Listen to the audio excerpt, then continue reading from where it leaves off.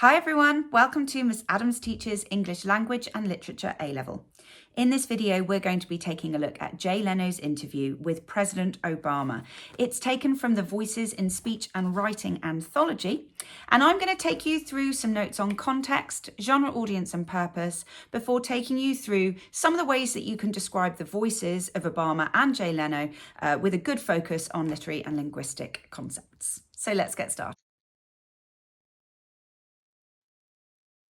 Okay, so let's just recap what's going on in this particular interview. So we are on the Jay Leno show. Barack Obama is being interviewed, and they have a really nice very friendly, quite phatic chit chat before moving on to a more important, more serious, more politically focused discussion about embassy closings across the world, but particularly in the Middle East and North Africa. Okay, so just various things for you to be aware of. Okay, so the Tonight Show is a long-standing show that's run for years and years and years and years and years. It's got a different host now. It's not Jay Leno anymore, but he did, he was the host for quite some time.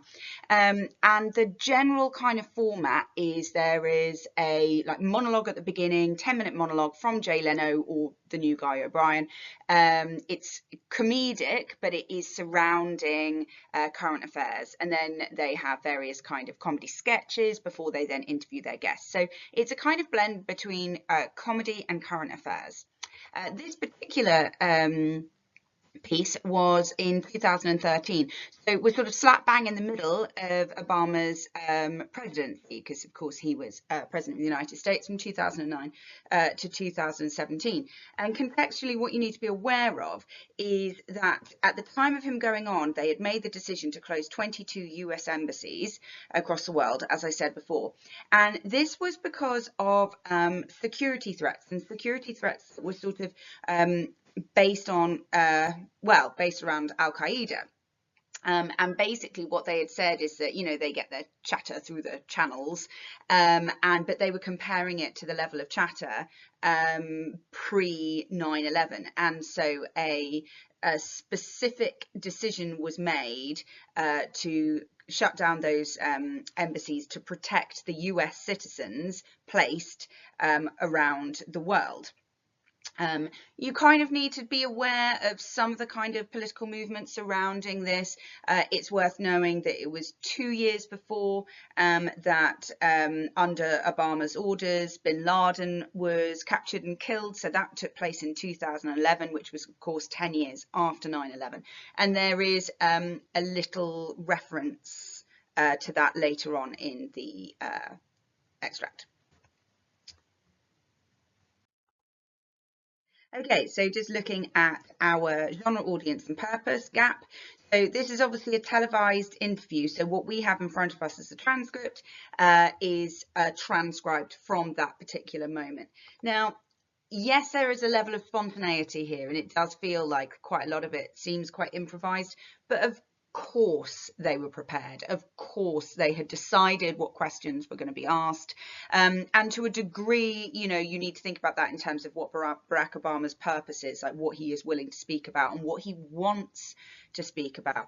Now, the audience is colossally wide. Okay, so like I said before, you've got the kind of standard audience of the Tonight Show. So those that are interested in comedy, those that are interested in current affairs, those that want to kind of get a political commentary, but perhaps in a slightly more light-hearted way. You're going to have fans of Jay Leno tuning in, but people that don't normally watch the Tonight Show would have tuned in that night because the President of the United States was on the show. So you're going to have that political audience, again, people interested in current affairs, and specifically people that are fans of President Obama, supporters of President Obama, people that are going to want to hear what he has to say. And for that reason, we've got several purposes. So Jay Leno, right, well, he's inform and entertain, isn't he? He's got the President of the United States. He knows that the ratings are going to go through the roof, and he knows that with Barack Obama, there's going to be a little bit of room for a bit of a joke, and it's going to be nice and informal because of the way that the president presents himself. So yeah, Leno, inform, entertain, straight down the middle. Obama, now this is multi-level. Like, why is he on the show? Now, part of this is about presentation of self. He wants to establish himself or continue to establish himself, because he's 4 years in, as that family-friendly, relatable, down-to-earth American. And he does that brilliantly in the first half. But he's also there to offer reassurance. He's also there to talk about the embassy closings, to reassure the people that the threat is being managed. Okay, so it's actually also about gaining support for him and for his political party. So again, with voice, because what we're dealing with is an interview, you're going to have to think about both, like both speakers, how they both communicate their ideas. But it's not quite so sort of jarring as in the Bashir Diana piece, where, you know, Bashir's, you know, voice at times kind of broke conventions. Jay Leno is much more cooperative because, you know, he and Obama are kind of working together a little bit here. And with Obama, you're going to see that real shift from informal, colloquial, familiar to much more serious, much more formal, much more sort of politicized language. As always, we start with the opening. So because it's the opening, you're going to expect to see a real kind of sense of friendliness in the voice. It's going to be welcoming. It's definitely going to be polite. And to a degree, it's going to be quite phatic. You're going to have quite a number of phatic exchanges. It opens with very typical discourse structures. Of course, he's being welcomed. He uses forms of address that are formal and respectful. He is abiding by the etiquette, not necessarily of interviews, but of addressing the President of the United States. And actually, you see him address him in 3 ways. So we've got the full title, followed by a little hyphen that creates a bit of, I suppose, a dramatic pause before his name, Barack Obama. And then that politeness is reiterated here with this quite formal pronoun with sir. And we've got the repetition of the welcome the president, welcome back, sir. So we're moving sort of outside. We're being reminded that this is not his first appearance on the Jay Leno show. Okay, so again, we're establishing that sense of familiarity. We've got conventions of the transcript here because we're being told about the applause that is taking place, because obviously this is transcribed after the event. But that also gives us a bit of a clue as to why there is quite so much repetition, because if you can imagine, there's going to be clapping, clapping, clapping. They're going to be repeating themselves, getting the message over all of that applause. We've got adjacency pairs here, which is perfectly typical, but notice the way that they're kind of mirroring each other, again, demonstrating that they're very cooperative. There's a very kind of friendly tone, very, very complimentary from Leno. So we've got this very emotive adjective, we're thrilled. Notice inclusive, first person plural pronoun, we, it's everyone in the studio, everyone watching from home. And again, we've got this kind of repetition from the president as well. It's good to be back, it's good to be back, or it is good to be back. So all very friendly, all very polite. Okay. So this kind of familiarity continues, but we now get to see a little bit of Barack Obama and his humor. It's particularly quite self-deprecating. So we've got nice open question, again, conventions of the form from Leno. And note the elliptical phrasing. So how did you celebrate Sunday? You're missing the preposition. So how did you celebrate on Sunday? So very, very informal in tone. What did you do? And then if you notice, we're meeting the conventions because we are in our traditional turn-taking, question-answer adjacency pairs. So the president says, I had a bunch of friends come over. So first off, straight away, we've got this colloquial collective noun. It's nice and vague. We don't know how many, but it's a bunch. It's very relaxed. It's very informal. Who I don't see that often from high school and college. So a kind of roots, you know, his kind of roots in America. And we played a little golf, and then we tried to play a little basketball, and it was a sad state of affairs. So we've got this lovely use of frontal coordinate conjunctions here. Feature of speech, absolutely, again, creates the sort of sense of it being quite spontaneous, although I'm sure he knew what he was planning on saying. Note the fact that we've got these sort of sporting activities, which he's sort of known for. He's known for being an active guy, but at the same time, he's being self-deprecating, which we get from this verb here. We tried to play a little basketball, and then again, and it was a sad state of affairs. So sense of humour coming in here through this idiom, state of affairs, which edges into kind of political sounding, but obviously done more in a punning way. And obviously that's modified by the adjective sad, which ties back to that self-deprecation in the verb tried there. So he's saying, hey, I'm a regular guy, I'm an old guy too, not as fit as I used to be. Obviously we've got a little bit of flattery here coming through with this interrogative. Really? Like, oh, can't be, you're so sporty. So there's flattery, compliments from Leno, but it gives the president an opportunity to reassert that self-deprecating tone, demonstrating that he's really down to earth, he's a normal, humble guy. So we've got repetition of that same collective noun, a bunch of old guys. Again, note the informality here. It's a minor sentence, so you imagine him sort of like, oh, bunch of old guys, pause, and then we get this interrogative rhetorical question. Where's the ibuprofen and all that stuff? Nice vague language there suggesting that there are plenty of other things that he needed to do to try and help him kind of get over the aches and pains of playing sports with his buddies. So this is very much about being friendly, down to earth, humble President Obama. And this is quite interesting, the story that he tells now and how it moves, because Leno makes a statement, but you're pretty competitive. So nice declarative statement. It's not a question. And President Obama mirrors that once more. I am pretty competitive. Note the repetition, particularly of the adverb pretty, as opposed to very. It underplays it slightly, but he's quite quick to topic shift. Look at that with our frontal coordinate conjunction negating, but the day of my birthday. So he moves us away from the notion of competitiveness, you know, because he's saying, oh, I'm just fun, I'm humble, I just want to have a laugh. It's not a competition. And then he moves on to this quite endearing story of this little lad that is in the White House and gives him all of these reports. So notice here in this anecdote that he's telling, we've got subject-specific lexis, but it's juxtaposed with colloquialism, okay? So we've got the idea that, you know, we've got transitioning out of the White House, we've got the Oval Office, so all kind of language to do with his presidency. We've got quite careful language, this wonderful staff person, so quite politically correct here, who had this really cute young son, again, quite informal. We've got a cultural reference to Harry Potter, again, kind of adding to the sort of sweetness and the humour. And that sweetness and humour is again created as he echoes the direct speech, where he says, you know, my birthday is in August 2.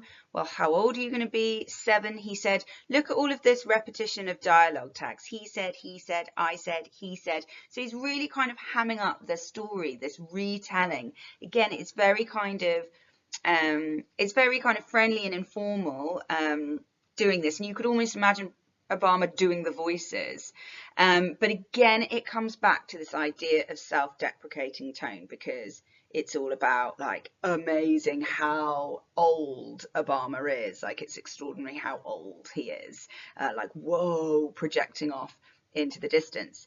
But we are being reminded here that President Obama is the President of the United States, even though it's kind of grouped in with this very kind of friendly, again, family focused tone. Okay, and this is where we get the shift in the interview. So it's still very, very friendly, quite humorous in this moment, and even Leno is able to tease slightly. He is still deferential. It's not challenge. It's a gentle teasing, again, suggesting a kind of element of friendship, where he says, now I've seen Michelle tease you about your grey hair. You have a bit of silver in your hair. Do you tease back? So we've got this repetition of the verb tease. And then, you know, the grey hair, so again, reminding us of being old. But then he upgrades it to the adjective silver, which has much more positive connotations, you know, the phrase like silver fox and all the rest of it for a man whose hair is slightly grey. And again, we're being reminded of the strong relationship and the jokey, friendly, kind of relaxed relationship as well between Barack Obama and Michelle Obama, all very, very kind of pleasant. In, you know, this declarative statement. That's why we're celebrating our 21st anniversary. It's all, you know, lols aplenty. And then here we get a topic shift. And it's almost like all of this friendliness has just been building up to this moment where it's like, okay, now on to serious things. But it's quite interesting the way that Jay Leno introduces the topic. He says, I've got to ask you about this. So let's just start with that declarative sentence, okay? So there is definitely an impact here from this verb and the auxiliary verb as well. I've got to ask you. There's a sense of urgency that this is actually really important. Now, you could argue that, oh, this is Jay Leno wanting to push, but I'm fairly certain that Barack Obama wants to be there to talk about this. So actually, it's just a nice segue into the moment where Barack Obama gets to do the kind of political sway portion. We've got a demonstrative pronoun here. I've got to ask you about this. So he doesn't say straight off what he's talking about. But then through the indefinite pronoun, everyone is concerned. He's kind of lumping absolutely everyone together in America, let's say, which suggests that everyone knows what this mysterious this is before he then reveals that it's about these embassy closings. Okay, so again, notice we've got a demonstrative determiner, these, it's a pointer. So it suggests everyone's talking about it. So let's give you a chance to kind of explain. And then we've got this interrogative, how significant is this threat? But notice how it's almost like an evaluation question. You know, it's a to what degree is the threat significant? So it's giving an opportunity for reassurance. So this isn't about challenge, it's about opening up a positive dialogue. But it certainly does shift the tone of the interview. Okay, now we've got a real blend. You can pick out lots of things to talk about here with Obama's voice. So let's start with the ways that he sort of is reassuring. So he starts with, well, it's significant enough that we're taking every precaution. So this is slightly hedged to kind of, he's saying, yes, it's significant. Okay, like it's definitely significant enough, but it slightly downplays the level. And then we're taking every precaution. So that little modifier demonstrates how thorough they're being. And again, we've got the inclusive pronoun here again. So there's a team of people, a huge team of people taking every precaution. Note the way that we're starting to get more political lexis. But we're also building in a semantic field of safety, and a lot of that comes through repetition.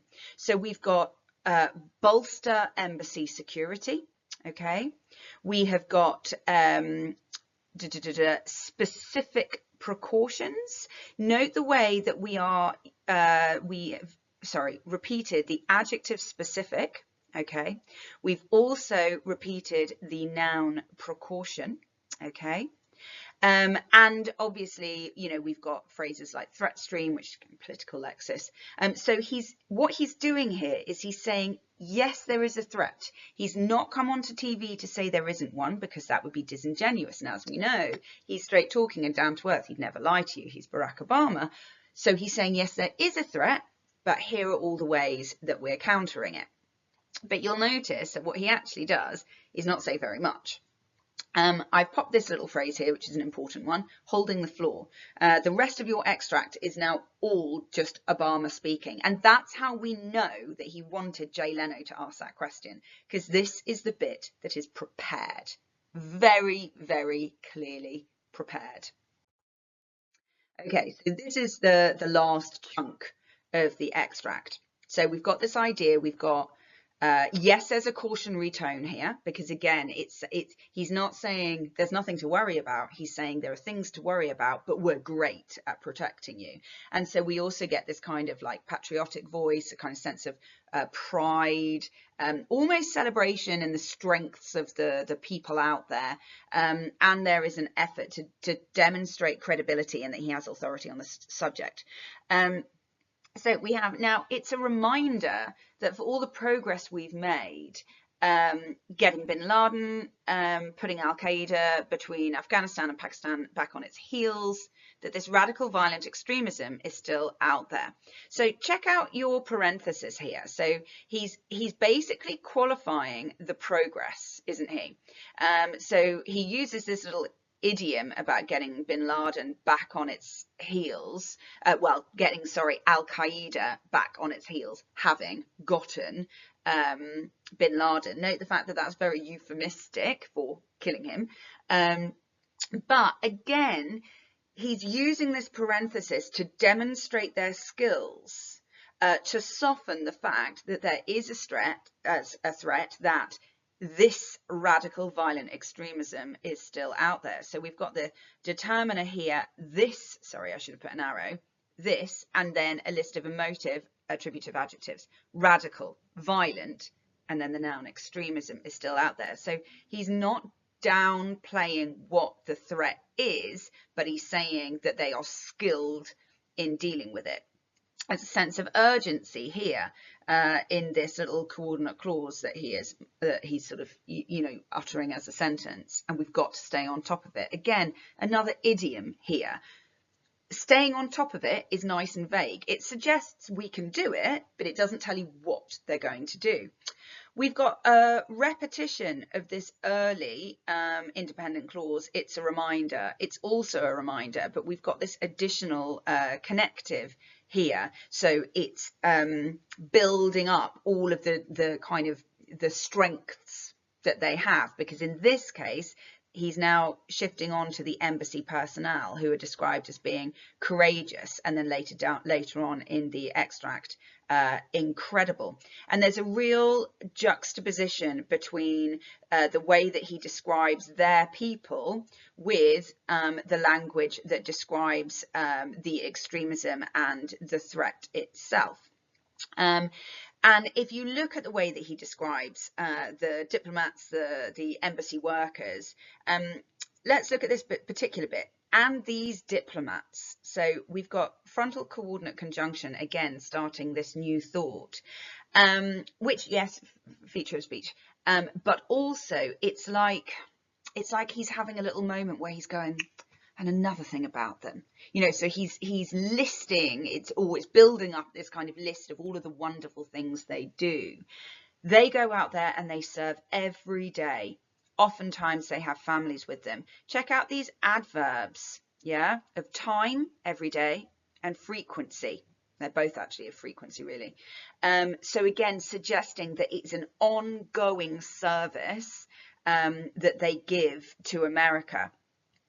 They do an incredible job, sometimes don't get enough credit. So we're grateful to them, and we've got to do everything we can to protect them. So again, now we've got inclusive pronouns. So he's bringing in everyone watching him, all those in the studio, all those that are sitting at home, and reminding them of their duty to kind of celebrate these people. So what he's done is he's taken the topic of the embassy closings, which he knows everyone wants to hear, and he's turned it around to remind everyone how good they are at tackling terrorism, how honest they are about threats, because he's not downplaying the threat, he's just saying that they're great at tackling them.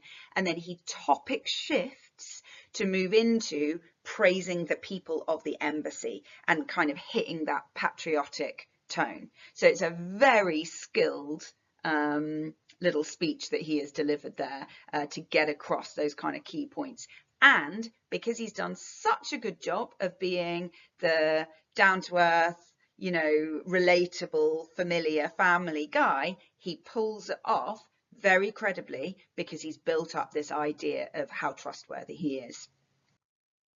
That's not to say that I don't think it's real, because I do think it's real actually, and I think that, you know, 4 years in, I'm not saying that he is making up this kind of familiar, informal, jokey guy. I do think that's who he is.